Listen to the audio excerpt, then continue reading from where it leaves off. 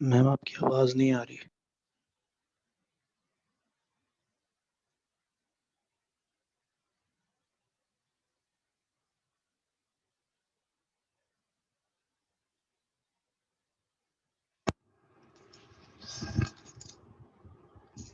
जी, अब आ रही है आवाज? Yes ma'am. Yes ma'am. Okay, end का प्रॉब्लम था। Okay, so we were discussing कि हमने अपने आर्किटेक्चर को, जो सिस्टम का हम डिज़ाइन खड़ा कर रहे हैं, एक आर्किटेक्चर स्ट्रक्चर बना रहे हैं, हमने सिस्टम के आर्किटेक्चर को डिफरेंट व्यूज़ में ब्रेक कर दिया। 4+1 व्यू ऑफ आर्किटेक्चर, जो कि बहुत जो है वो पॉपुलर आर्किटेक्चर व्यू है हमारे सिस्टम का, 4+ व्यू, जिसमें 4 बेसिक और 1 उसमें हम यूज़ केस को भी ऐड कर रहे हैं। So 4 basic logical process implementation and deployment view are 4+1 is use case, जिसमें हमने use case को भी एक view बना दिया। ठीक है, सो अगर हम लॉजिकल व्यू की बात करें तो logical view is basically functionality of the system, that how the system will perform certain functionality. जो मेन फीचर्स, मॉड्यूल्स और फंक्शनैलिटी होगी सिस्टम की, वो हम लॉजिकल व्यू के अंदर डिटरमाइन करेंगे। Then next view is process view.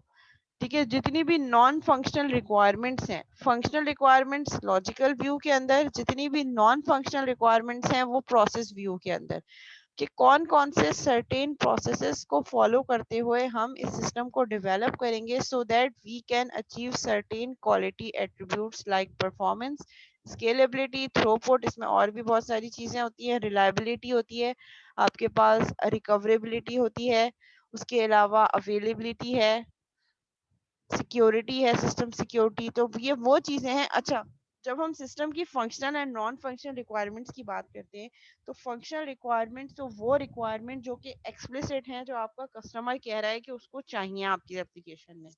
ठीक है, जो उसके मॉड्यूल्स हैं या जो फीचर्स हैं, that would be the functional requirements. किसी भी सिस्टम की नॉन फंक्शनल रिक्वायरमेंट्स वो रिक्वायरमेंट जो इम्प्लिसिट रिक्वायरमेंट्स होती हैं।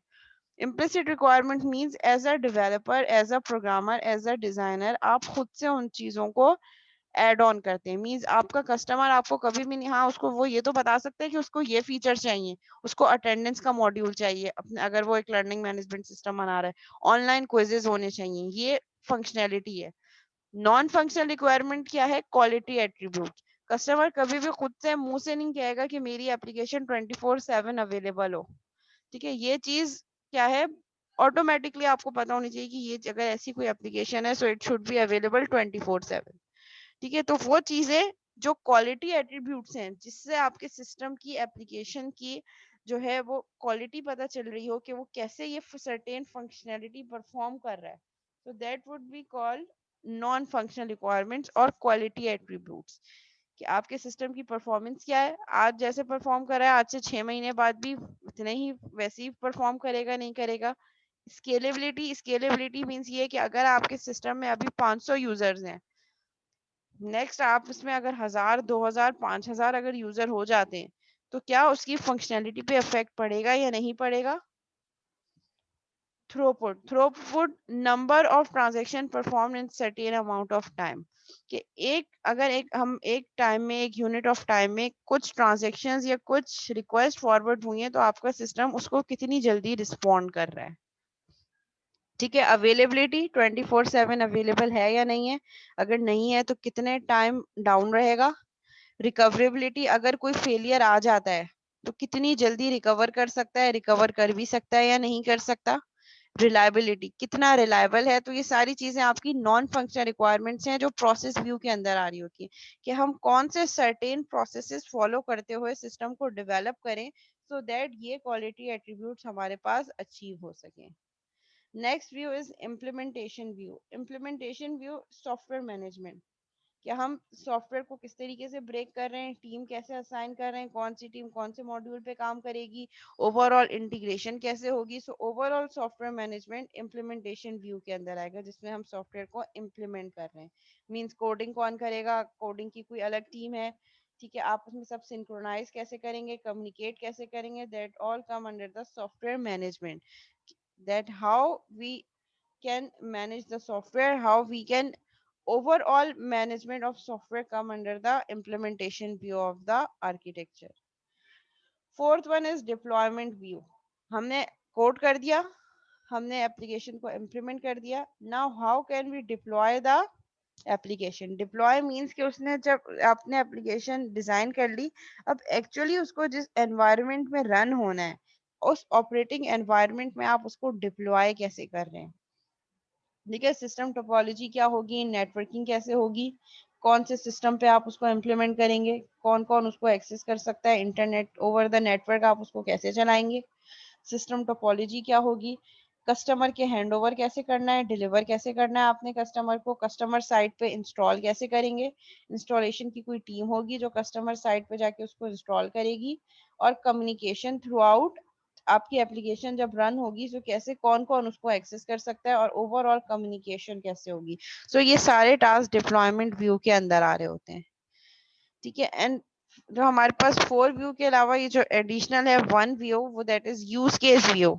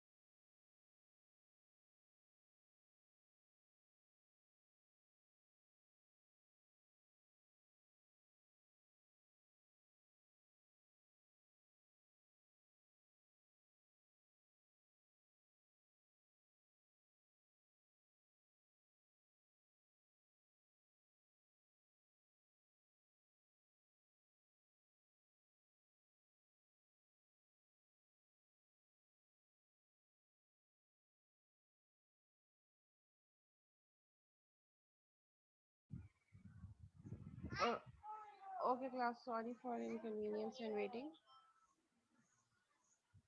ठीक है, so we were discussing the last view which is use case view. Use case view means understandability and usability of system.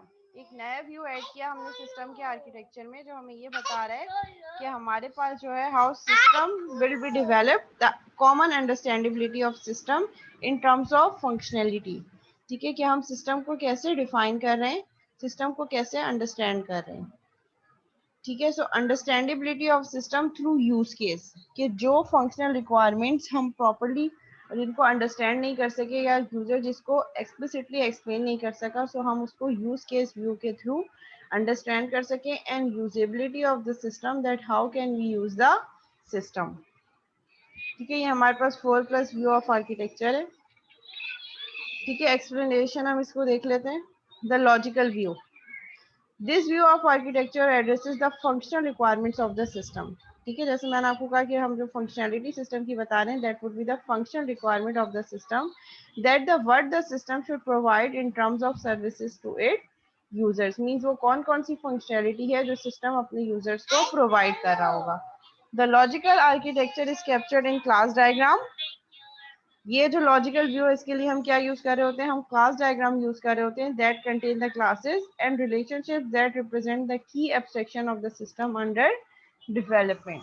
हम लॉजिकल व्यू को क्लास डायग्राम से represent कर रहे होते हैं जिसमें हम तमाम क्लास डायग्राम्स, क्लासेस जो हमारी उस फंक्शनैलिटी जो सिस्टम परफॉर्म करेगा उसको यूज करने के लिए जरूरी होती है और उनके रिलेशनशिप को एक्सप्लेन करने के लिए हम डिटरमाइन कर रहे होते हैं क्लास डायग्राम में.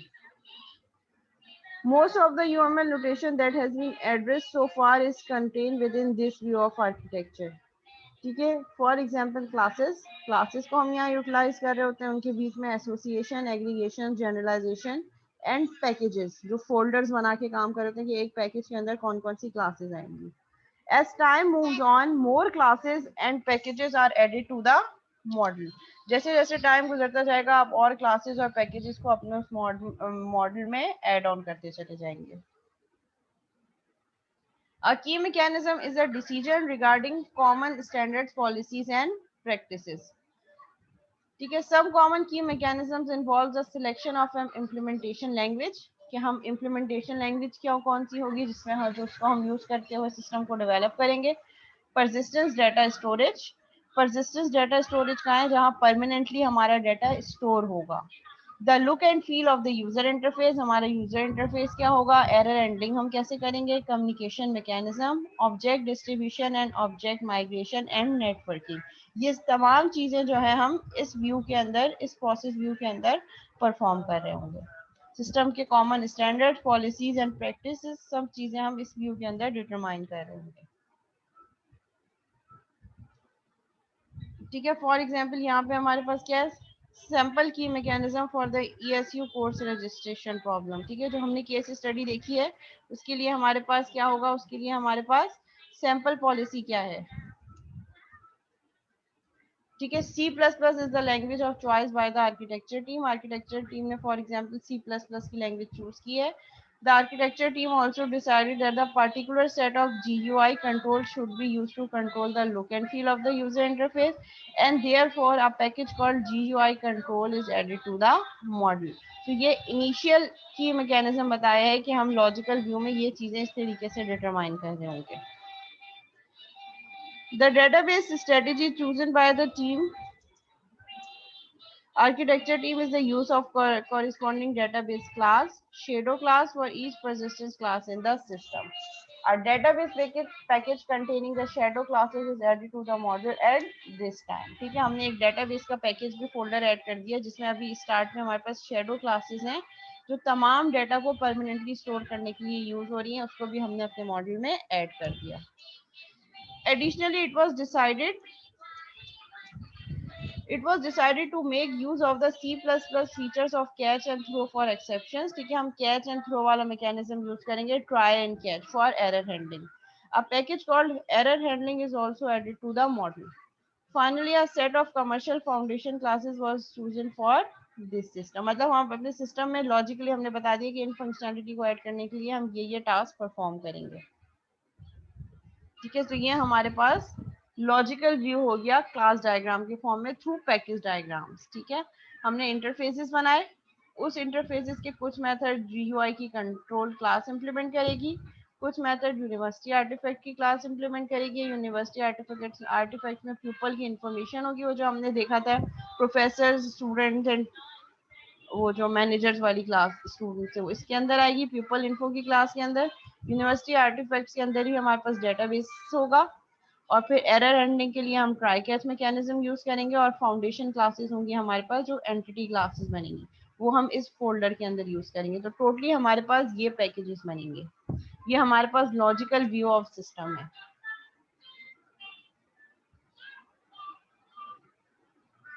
द इम्प्लीमेंटेशन व्यू हमें क्या बता रहा है? The implementation view of architecture takes into account drive requirements related to the ease of development, software management, reuse and constraint imposed by programming languages and development tools. ठीक है, implementation view में हम ये बताएंगे कि हमने सॉफ्टवेयर को through out manage और मॉनिटर कैसे करना है। ठीक है, रीयूजेबिलिटी क्या क्या होगी, कौन कौन सी चीज़ों फीचर्स को हम रीयूज कर सकते हैं, एग्जिस्टिंग कंपोनेंट्स कौन कौन से पड़े हैं, तो वो सारी चीज़ें हम इम्प्लीमेंटेशन व्यू में बता रहे होंगे। The modeling elements in the component view of architecture are packages and components along with their connections. यहाँ पे हम कौन कौन सी डायग्राम्स यूज करेंगे? Package diagram and component diagram. A package in this view of architecture represent a physical partitioning of the system. Implementation view में package क्या बता रहा होगा? हमारे पास फिजिकल पार्टीशन, हमने अपने सिस्टम को फिजिकली किस तरीके से ब्रेक डाउन किया है। The packages are organized in a hierarchy of layers where each layer has a well-defined interface. ये हमारे पास इम्प्लीमेंटेशन व्यू है। तो सबसे टॉप लेयर पे हमारे पास यूजर इंटरफेस होगा। यूजर इंटरफेस से इंफॉर्मेशन एप्लीकेशन स्पेसिफिक पैकेजेस में जाएगी। वहां से हमारे पास रीयूजेबल बिजनेस पैकेजेस होंगे। लेट सपोज कि हमारे पास कुछ बिल्ट इन क्लासेस होंगी जिनको हमने यूटिलाइज किया होगा, यूज किया होगा। की मैकेनिज्म्स होंगे कि हमने क्या क्या मैकेनिज्म यूज करने हैं।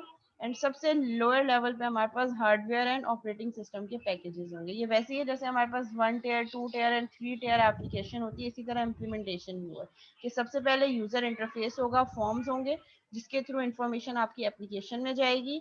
एप्लीकेशन के थ्रू आपने कुछ ऐसे भी अपने एप्लीकेशन में मेथड्स और मॉड्यूल्स यूज किए होंगे, क्लासेस यूज की होंगी जो बिल्ट इन क्लासेस होंगी, जैसे एसक्यूएल की कनेक्टिविटी की क्लासेस। फिर उसके बाद हमारे पास की मैकेनिज्म होंगे, एक्चुअल कोड, एक्चुअल फंक्शनैलिटी, और उसके थ्रू हमारा डाटा हार्डवेयर और ऑपरेटिंग सिस्टम के पैकेजेस के अंदर, फोल्डर के अंदर हार्डवेयर और ऑपरेटिंग सिस्टम की क्लासेस होंगी जो डाटा हमारे कंप्यूटर सिस्टम तक लेकर जाएंगी।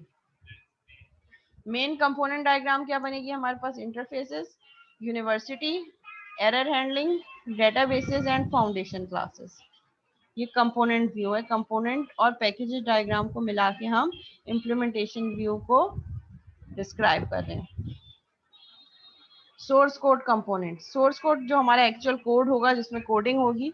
In the component view of the model, a source code component represent a software file that is contained by a package. जो एक्चुअल सॉफ्टवेयर फाइल है जिसमें कोड गिवन है। The type of file is language dependent, जिस language पे आपने काम किया होगा उसी पे हमारी फाइल जो है वो डिपेंडेंट हो रही होगी। For example in C++ software component represent .h and .cpp files. In Java they represent .java files. Classes in the logical view are mapped to components in the components view. वहाँ पे जो हमारे पास logical view के जो classes थी वो यहाँ पे component view में show हो रही होंगी। In C++ the mapping is typically 1-to-1. C++ जो language है उसमें mapping जो है वो usually 1-to-1 हो रही होती है। That is one class mapped to one component. However, there are times that more than one class will be mapped to a component. This is usually done when there is very tight coupling between the classes. जब classes के बीच में बहुत tight coupling होगी, tight coupling means एक class multiple classes से connect होगी through methods. For example, a container and its iterator are contained within one .h and one .cpp file.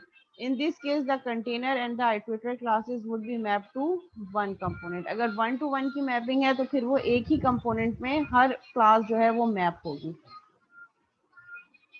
और component को रिप्रेजेंट हम ऐसे करते हैं, ये कंपोनेंट की नोटेशन है UML में। तो ये हमारे पास देखें रजिस्ट्रेशन वाली जो ESU रजिस्ट्रेशन थी उसके ये तमाम कंपोनेंट्स हैं। एक कोर्स का कंपोनेंट है जिसमें कोर्स से रिलेटेड तमाम क्लासेस होंगी, कोर्स ऑफरिंग का एक कंपोनेंट है, रजिस्ट्रेशन यूजर का एक कंपोनेंट है, स्टूडेंट का एक कंपोनेंट है और प्रोफेसर का एक कंपोनेंट है। मीन्स हमने अलग अलग यूजर टाइप और अलग अलग फंक्शनैलिटी के लिए अलग अलग कंपोनेंट्स बना दिए। Process view, this view of architecture focus on the run time implementation of the system. जब रन टाइम पे आपका एप्लीकेशन रन हो रही है तो नॉन फंक्शनल रिक्वायरमेंट्स कैसे काम कर रही हैं। Let's suppose the requirements of the system such as performance, reliability, scalability, integrity, system management and synchronization. Components are also used in this view of architecture. इस architecture view में भी आप components को use कर रहे होते हैं determine करने के लिए। Component diagrams are created to view the runtime and executable components created for the system. So process view basically आपके runtime mechanism पे use हो रहा होता है। Runtime components show the mapping of classes to runtime libraries such as Java applets, ActiveS components, and dynamic libraries. Executable component shows the interface and calling dependencies among executables. Stereotypes may be used to visualize the type of component. Interface classes that are created during design are shown using lollipop notation. इस process view में हम components को, जो running components हैं, जो executable components हैं, उसको हम इंटरफेसेस की फॉर्म में शो कर रहे होते हैं और स्टेरियोटाइप्स को भी हम विजुलाइज करने के लिए यूज कर रहे होते हैं हमारे कंपोनेंट्स को। लाइक दिस, ये हमारे पास एक कंपोनेंट है बिलिंग सिस्टम, इसको हमने कहा कि ये स्टीरियोटाइप है, मींस इसकी डेफिनेशन डिफाइन है और इसकी लॉलीपॉप नोटेशन से हमने बता दिया कि ये एक एपीआई है जो बिलिंग एपीआई है, मींस एक एग्जीक्यूटेबल कोड है बिलिंग एपीआई जो कि इस बिलिंग सिस्टम के कंपोनेंट से लिंक करती है। जो ये थर्ड पॉइंट है वो यही कह रहा है। Interface classes that are created using design are shown using lollipop notation. तो यहाँ पे ये बिलिंग एपीआई हमारे पास क्या है, एक इंटरफेस क्लास है, एक इंटरफेस है जिसको हम रन टाइम पे इम्प्लीमेंट कर रहे हैं और उसको ये कंपोनेंट इम्प्लीमेंट कर रहा है तो उसको हम लॉलीपॉप नोटेशन से शो करवा रहे होते हैं। The information for the process view of architecture is created as diagram in the component view of the tool containing either runtime or executable components. For the ESU course registration system, the architecture team decided that there would be two DLLs. हमारे पास दो dynamic language libraries होंगी, एक जो है वो contain कर रही होगी कोर्स और कोर्स ऑफरिंग की इंफॉर्मेशन और दूसरी इन्फॉर्म वो आपकी डेटाबेस को इंफॉर्मेशन को होल्ड कर रही होगी। Like this allocation was chosen since it was felt that the course structure and the choice of database strategy was subject to change.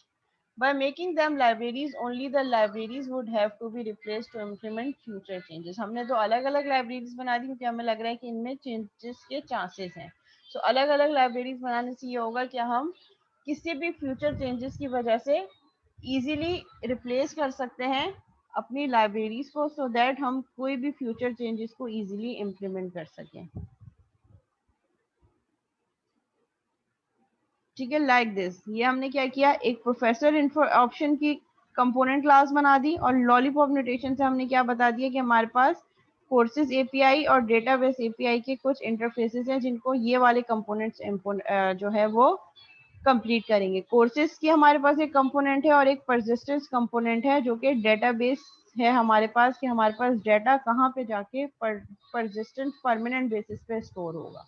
तो प्रोफेसर ऑप्शंस को हमने दो कंपोनेंट्स में ब्रेक कर दिया, एक इंटरफेस है हमारे पास कोर्सेज एपीआई और एक है हमारे पास डेटाबेस एपीआई का।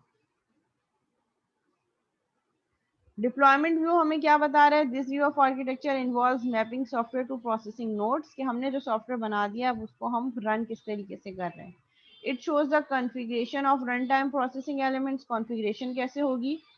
The deployment view takes into account requirements such as system availability, reliability, performance and scalability as well. Deployment diagrams use हो रही होती हैं deployment view के लिए। The deployment diagram visualize the distribution of component across the enterprises. Runtime processing elements are represented as nodes, जो आपके runtime के elements हैं जो runtime पे work करेंगे उनको आप nodes की form में represent कर रहे होते हैं, which are connected by association indicating communication path between them, और आप एसोसिएशन के बेसिस पे ये बता सकते हैं कि वो पार्ट आपस में एक दूसरे से कैसे कनेक्टेड है। लाइक दिस, ये हमारे पास एक्चुअल डेटाबेस सर्वर, ये डिप्लॉयमेंट डायग्राम है। ठीक है, ये हमारे पास क्या है, डेटाबेस सर्वर है which is connected to your library. ठीक है, student option dot exe file है लाइब्रेरी। फिर हमारे पास मेन बिल्डिंग है जहाँ पे हमारे पास एक्चुअल इंफॉर्मेशन का डेटा सारा मौजूद है। फिर हमारे पास डॉम है, डायनेमिक ऑब्जेक्ट एलिमेंट है हमारे पास, एंड देन रजिस्ट्रेशन। तो हमने जो अलग अलग डिपार्टमेंट्स हैं उनको अलग अलग ब्लॉक्स की फॉर्म में रिप्रेजेंट कर दिया कि दैट इज द डिप्लॉयमेंट, करना आसान हो जाएगा। एक साइड पे हमारे पास डेटाबेस सर्वर यहाँ पे पड़ा है, फिर हमारे पास लाइब्रेरी है, ये मेन डिपार्टमेंट बिल्डिंग है, फिर हमारे पास रजिस्ट्रेशन है। ठीक है, ड्रॉ में तो ये सब अलग अलग जगह पे पड़े। तो हमने डिप्लॉयमेंट जो करनी है तो कहाँ कहाँ जाके हमने अपनी एप्लीकेशन को डिप्लॉय करना है और नेटवर्किंग किस तरीके से करनी है। And last one is the use case view. Use case view क्या है हमारे पास, logical processes component and deployment views, कि हमने अपनी एप्लीकेशन को logically process component and deployment, ये जो सारे अलग अलग हमने व्यू पढ़े हैं उनको हम कैसे एक साथ वैलिडेट कर रहे हैं। और इस यूज केस व्यू के लिए हमारे पास कौन सा मॉडल यूज हो रहा होता है, हमारे पास सीक्वेंस डायग्राम और कोलैबोरेशन डायग्राम्स को हम क्रिएट कर रहे होते हैं in order to show the various design elements of the system. कि हमने किस तरीके से sequence diagrams and collaboration diagrams are created to show how the various design elements interact to produce the desired behaviour, कि जो हमें required behaviour है उसको इम्प्लीमेंट करने के लिए हम किस तरीके से सीक्वेंस डायग्राम और कोलैबोरेशन डायग्राम्स को यूटिलाइज करते हुए use case view of system determine कर रहे होते हैं। तो ये हमारे पास जो इनिशियल डायग्राम की यूज केस व्यू की, ये that is the 4+ view of architecture, जिसमें फर्स्ट व्यू लॉजिकल व्यू, जिसमें हम सिस्टम की फंक्शनैलिटी बता रहे होते हैं through class diagram. Process view, non functional requirements की ये फंक्शनल रिक्वायरमेंट परफॉर्म कैसे होंगी। Implementation view, how the software will be manage, software team development कैसे होगी, सॉफ्टवेयर में रीयूजेबिलिटी कंपोनेंट्स कौन कौन से हो सकते हैं जो हम यूज कर सकते हैं।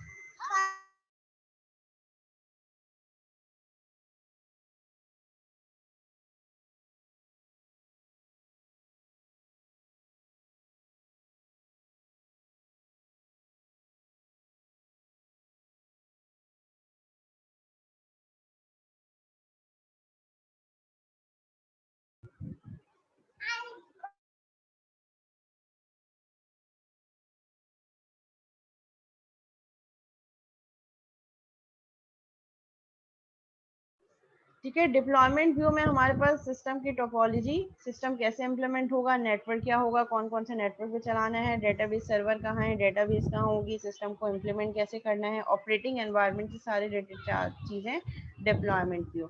और इन चारों व्यू का merge would be use case view. Overall हम इन सब चीज़ों को कैसे वैलिडेट कर रहे हैं कि ये सारे व्यू प्रॉपरली वर्क कर रहे हैं।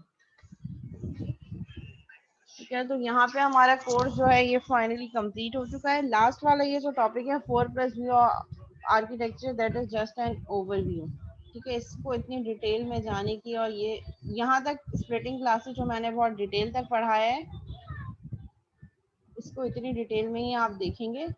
लेकिन बाकी ये जो नीड फॉर आर्किटेक्चर है it was just an overview, कि हमारे पास 4+1 view of architecture is basically होता क्या है। इसकी इन डेप्थ डिटेल में जानना जो है वो इतना ज़्यादा मैंडेटरी नहीं है, बस होमोजेनाइजेशन क्या होती है और उसके क्या क्या प्रोसेसेस हैं वो इम्पोर्टेंट है। ठीक है, और 4+1 view of architecture is basically होता क्या है, बस इसका जस्ट एन ओवरव्यू। अच्छा, मैं अटेंडेंस ले लूँ, जिसका नेम कॉल करूँ अपनी स्टूडेंट आईडी चैट पे सेंड कर दें please. Mohammad अवेस,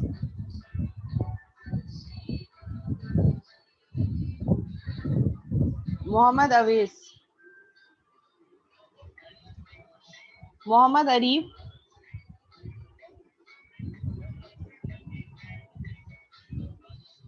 Suhaib Riyaz, Rida Fatima Gilani,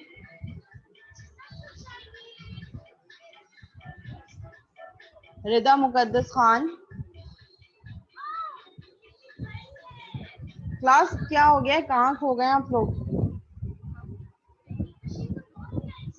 hello everyone.